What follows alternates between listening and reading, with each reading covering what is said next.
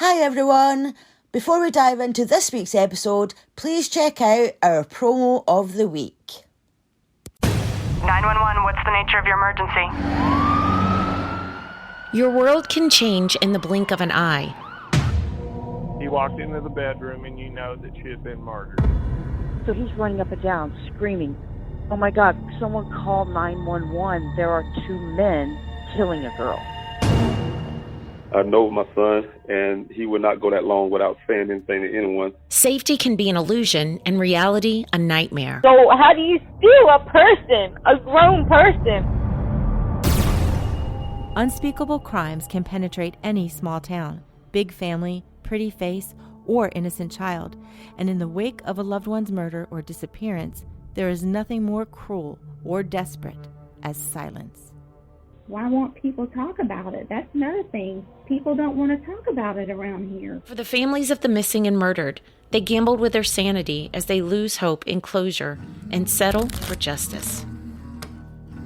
That's where the cold case playing cards come in. In each episode of the Dealing Justice podcast, your hosts Jennifer Dubisak and Lori Jennings will spotlight one card from the cold case playing card deck. Hear the victim's story from the friends and family who knew them best. Her mom will never stop fighting until she finds out what happens to her daughter. Learn about the crime and help close the case. Welcome to Season 2. We're not just playing cards, we're dealing justice.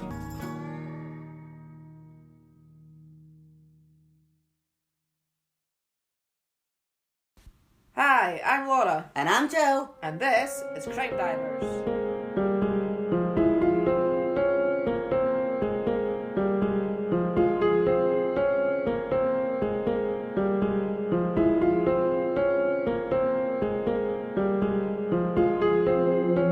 Hello everybody, welcome to this wee bonus episode. Hello, everyone. So, we know it's not Tuesday. Definitely not Tuesday. No, it's Friday today. But I did come across this case, and as I was sort of researching, I realised it was going to be a bit of a shorter one, so I just decided to do it as a bonus. Just because. Yeah, so it's just a wee bonus episode for you. We like a wee bonus, don't we? Yeah, now and again, eh? Yeah, definitely. Why not? What a treat for you. Well, not really when Well, you hear no, that's very true. Not treat. But anyway, where in the world are we? it. We're in Australia. Okay, we're down under. Yeah. And what is the title? It's called The Speargun Killer. Oh, okay. So should we dive in? Let's dive in. Okay, so John Sharpe was born on the 28th of February 1967 in Mornington, Victoria. He later met Anna Kemp when they worked together at the Commonwealth Bank of Australia. She had been born in New Zealand in 1963, so she was like 4 years older than him, but she now lived in Australia. They got married in 1994, and their daughter, Gracie Louise Sharpe, was born in August 2002. So Gracie was born with a condition called hip dysplasia. I think that's how you pronounce it. All right. So it's an abnormality of the hip joint where the socket portion does not fully cover the ball portion. Right. So resulting in an increased risk for joint dislocation. Okay. So Gracie needed a corrective harness for the first 3 months of her life. So that must have been awful, just for a wee tiny baby. Oh, no. It must have been uncomfortable for her, and she cried a lot, and she had problems sleeping and stuff, which understandable. So Anna was a great mum, and Gracie was everything to her, and she stayed at home to look after her rather than going back to work. So in November 2003, Anna found out that she was pregnant again, and she was really excited and was so happy. She'd always said that she wanted more than one child. She wanted Gracie to have a sibling, and she'd always said that, when their mum and dad aren't around anymore, she didn't want Gracie to be alone. She wanted her to have a sibling. Yeah. Which, I think that's nice. It's nice. So unfortunately, John didn't feel the same. Oh. He wasn't happy about her being pregnant. Well, if you're not happy, you shouldn't do the deed. Well, yeah, I mean, surely it should have been a joint decision. So Well, yes, if it he didn't want it, then I know. Yeah. So, and he had been kind and gentle before, but now he just seemed hostile towards his wife, and he would shout at her in front of Gracie, which he'd never did that before, so he just turned into a bit nasty. He just also wasn't dealing with it very well. No, he just didn't want another child. He wasn't happy about it. So he started taking it out on his wife, on Anna. So in March 2004, John and Anna moved to a new house in Prince Street, Mornington. On Tuesday the 23rd of March, Anna, if she's still pregnant, she called a health insurance company at about 2 p.m. to have the new baby added to the family's health cover. So Anna's friend Samantha, she had plans to get together with Anna on the Friday of that week. But on the Thursday, so the day before, Samantha got a phone call from John, and she was like, what the hell? Like, I've never spoken to him on the phone before. Like, why the hell is he calling me? Totally out of character. Yeah, totally. So he told her that Anna had left. That he'd left her. That she had left him. And then he also phoned one of Anna's other friends, and she was the same. She was like, why are you phoning me? Like strange. We don't communicate. You're just my friend's husband, why are you phoning me? But he said that Anna had left with another man and had left Gracie behind. And immediately Anna's friends were like, nah. She wouldn't do that. There is just no way in this world that she would ever leave her child behind. Just wouldn't happen. No, just wouldn't happen. So the day before that, the Wednesday, a guy called Chris Reyes, he was a TV antenna technician. He had arrived at the Sharpe's house to do an adjustment that Anna had booked him for. Right. And John answered the door, and sort of when they were standing at the door, Chris saw someone else inside the house, and he said it looked like an older man, but Chris refused to let him inside. But it's actually, I don't know why I'm kind of pointing out, but I just found it weird that even at the end of this story, this man was never sort of identified or. Oh, so you don't know who it was? No, but we just never find out why he was there, what he was doing, and Chris refused. John refused to let Chris in the house. Yeah. And it just seemed very weird that he wouldn't let him in the house. This older man was there. He was just acting like the guy had pointed out because it was just weird. Strange, yeah. It was very weird. Just acting very odd. So on the Friday, which was the 26th of March 2004, John took Gracie to preschool, and he told staff, I don't know why they call it preschool, because she's only 20 months. She's less than 2 and she's got a preschool. Would that not be a nursery, rather than a preschool? I don't know what they call it there though. Well, that's what I'm saying. It's just weird that they would call it preschool. To me, preschool's when you're maybe 4, not 2. Well, no, you can go to nursery from when you're 2. You go private ourselves, so not school. That's just me being picky. Yeah, just being picky. John took Gracie to preschool, and he told the staff that she wouldn't be coming back. Oh, that'd be her last day. Yeah. Okay. So later that day, he went shopping, and he took Gracie with him to buy 2 spearheads for a spear gun that he had bought in January. So meanwhile, in Dunedin, in New Zealand, Anna's family were starting to get a bit worried, because remember, that's where she's from. That's right, yeah. She hadn't been responding to phone calls, and her mum Lily spoke to her priest and told him that she had spoken to Anna on the Monday. When she tried to get in contact with her after that, she didn't pick up. And although Lily left numerous messages on the answering machine, Anna never called her back. So, of course, she's like, nah, something's wrong. Right, yeah. So, funnily enough, while the priest was visiting Lily, John called her, so her son-in-law called her. And he told her the same story as what he told her friends, that Anna had left him for another man and that she was going to come back on the Monday to pick Gracie up. So he hadn't said that before, but... Right, okay. And Lily... To make it more believable. Yeah, Lily was like, nah, because from what she had said, we're Catholic. There were some devout Catholics, and divorce is not we just don't do that. We don't leave our husbands for other men. She wouldn't do that. Right. But John also told Lily that this other man was the father of the baby that Anna was carrying. Right. And she just didn't. I mean, obviously it happens. People have affairs, people get pregnant by other people. But, Lily was just like, nah. This isn't the way that she's been brought up. She just wouldn't do that. She's I know my daughter, she wouldn't do that. It just sounds totally out of character for her, basically. So with Lily's agreement, the priest contacted Constable John Woodhouse of Dunedin Police. So this is in New Zealand. And he actually didn't think there was anything in it to start off with. Initially, he thought that being a Catholic girl, perhaps she was ashamed at having left her husband for another man, and she was worried like what her mum's reaction would be to it. Right. But as the days passed, like Anna's family became more and more concerned, and they were always looking at the police. And the Constable Woodhouse tracked down Anna's local health centre and called them. And a nurse said that she remembered seeing Anna, and that she seemed upset about her husband's reaction to her pregnancy. Right. So the police found this strange, because Anna's friends and mum also told them that John wasn't happy about it. But if Anna had told John that the baby was another man's and that she was planning on running away with him, then why would she be telling people that she was upset about John's reaction to the pregnancy? Because surely she would be concerned about the father's reaction to it, not because she was leaving her husband. So why would she be bothered about how he was reacting to it? Well, I don't know, maybe she was just because she had cheated on him and she was now pregnant with another man's baby. Maybe she was just worried about his reaction to all of it. Yeah, but you're not getting what I'm saying.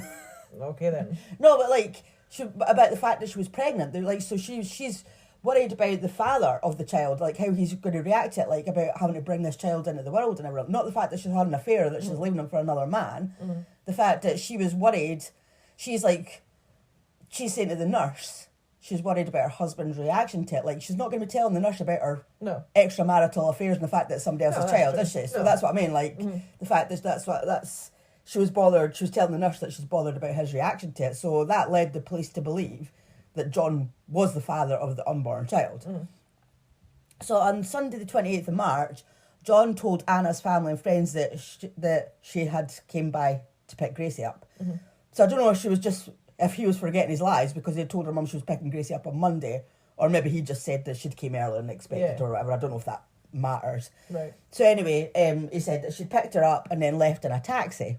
So of course, like, the police were straight onto that, and they're like, the Constable Woodhouse got the phone number for every single taxi company in Mornington and called them all. And none of them had... Well, surprise, surprise, none of them had any record of Anna using their service. So Constable Woodhouse made several attempts to contact John Sharpe by phone, but he couldn't get a hold of him. So he put together a case file and sent it to Australia.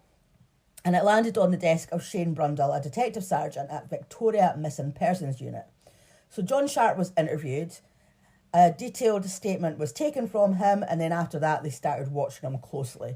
Because you know what they say, it's always the husband. They do, don't they? So a couple of days later, John was seen walking into bushes next to a public toilet on the Esplanade in Mornington. So he picked up a blue plastic bag, took out what appeared to be a credit card, and then put the bag back in its hiding place, because obviously the police were watching him. And once he left, obviously the police went straight to the plastic bag and found that it contained Anna's mobile phone, her Visa card, and her driver's licence. So now the police were like, something's happened. Yeah, Anna's met with foul play. Yeah. And that John was the prime suspect for her disappearance. So police checked Anna's Visa card records, and it had been used to order flowers online for Anna's mum, Lily. But Lily, she didn't believe for a moment that the flowers were from Anna. She was like, nah, something's happened to my daughter. Yeah, you know, not adding up. She's not going to just not be in touch with me, then send me flowers. Yeah, that's just not going to happen. No. So Anna's phone had also been used quite a few times since she disappeared. Also, Lily and other members of her family had received emails, apparently from Anna, but they just didn't sound like they came from Anna. You know, obviously, you can if you talk to somebody, you can. When you know someone, you know what they're maybe the way that they type things or write things and say things. So, if something's a bit off, I mean, you could probably tell. Yeah. So according to John, once Anna had picked up Gracie on that day in March, he never heard from them again. So on the 26th of May, which was 2 months after Anna and Gracie's disappearance, John made a televised appeal for his wife and daughter's return. So of course he was on the telly sobbing his eyes out and just wanting his wife and daughter to come back. So Detective Constable Mark Kennedy of the Missing Persons Unit had taken John's statement when he was first interviewed, but he watched the televised interview and he's like, this is a completely different guy. This just sounds so random, because it's like, well, obviously he is now coming across like they've gone missing, but yet before he was saying, oh, well, she's left me, and he's come to pick up her daughter, so that's not like they went missing. She's just left me, taking my daughter, but now he's on TV saying... Yeah, but what he's saying is, yeah, they did leave, but I haven't heard from them since. So that's how they're missing. Okay. So he's not really changing his story, he's just kind of adding onto it that he hasn't seen them again. So he's... but we know where this is going. Yeah, of course. Of course. So D.C. Kennedy said he thought... He could sort of see he was just acting. Like, he was just pretending to be a concerned, emotional father and husband and pretending to be terribly worried about them. Whereas when he had taken the statement, John was very much more matter-of-fact, less emotional and more consistent with his answers.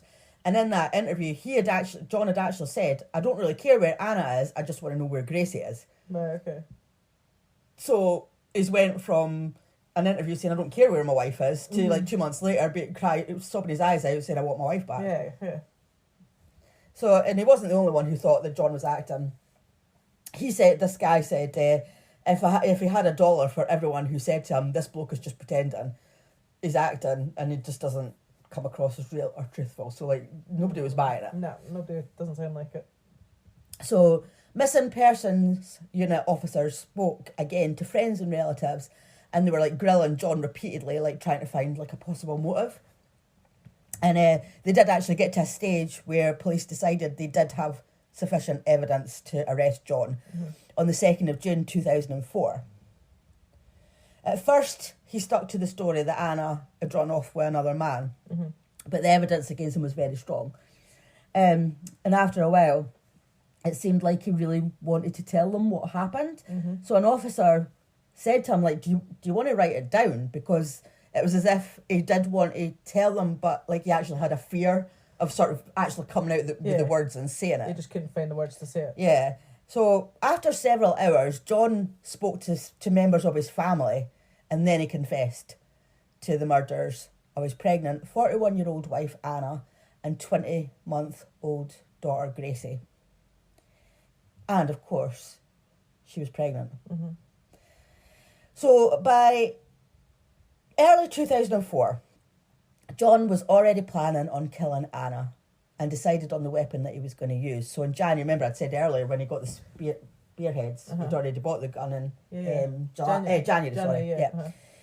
So in January, he'd bought a spear gun and 2 spears. He paid in cash so that the transaction couldn't be traced. And on the evening, that's when he bought it. So on the evening of the 23rd of March, John and Anna went to bed between 9 and 10 p.m. Anna fell asleep quickly, but John lay, because this is his confession. So John lay brooding about the problems in their marriage. He got up, went to the garage and returned to the bedroom with the spear gun. He approached the bed and he fired the spear gun. Why are you making noises? Because that's horrible. I'm just thinking of it. That's not nice. I was just like, what's that noise? It was just a weird... do you know what it sounded like? It sounded like a phone vibrating. You know, if a phone's like on a surface and it vibrates, that's what the noise sounded like. That's why I was like, what the hell? No, I was just like, I knew what you were about to say, and I was like, all right, okay, sorry. Right, are you ready? So he approached the bed and fired the spear gun at close range, striking Anna in the temple. But the shot didn't kill her. So he used the second spear, and that did kill her. So he then covered Anna's body in towels and went downstairs to sleep on a sofa bed. What got me was, like, he couldn't sleep because he was brooding about his marriage, but then he could perfectly well go to sleep after he killed her. That's awful, isn't it? That is awful. So the following morning, he attempted to remove the spears from Anna's head, but they wouldn't budge. So he unscrewed the shafts and left the spearheads embedded in Anna's temple.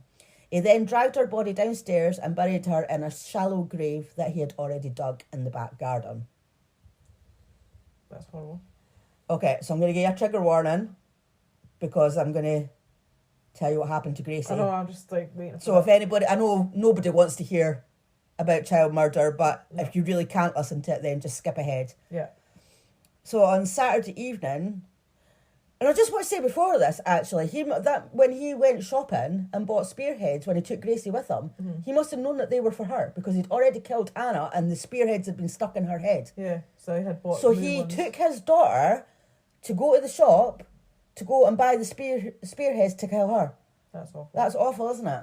Right, so on Saturday evening, so 4 days after he murdered Anna, he put Gracie down in her cot at about 9 p.m. He had several drinks to numb his senses, and then he went to the garage to get his spear gun.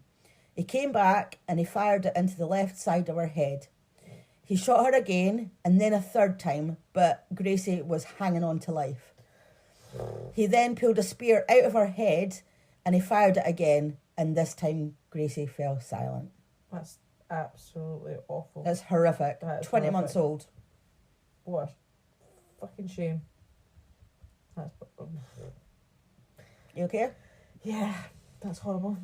So the morning after killing Gracie, John removed the spears from her head. He covered his face with a towel so that he didn't have to look at what he had done to his own child. So while he was doing that, he covered his face. Like... What a coward. Oh. So he wrapped her body in bin bags and tarpaulin and left her at the Mornington Refuse Transfer What, you just Station. put her on a rubbish tip? Yeah. So basically that's where the waste goes before being taken to the landfill. Right, okay. Yeah, so he basically just took her to the I tip. didn't realise she was just a bit of trash. Yeah, so he also dumped the spear gun, spears, and some of Gracie's clothing and toys.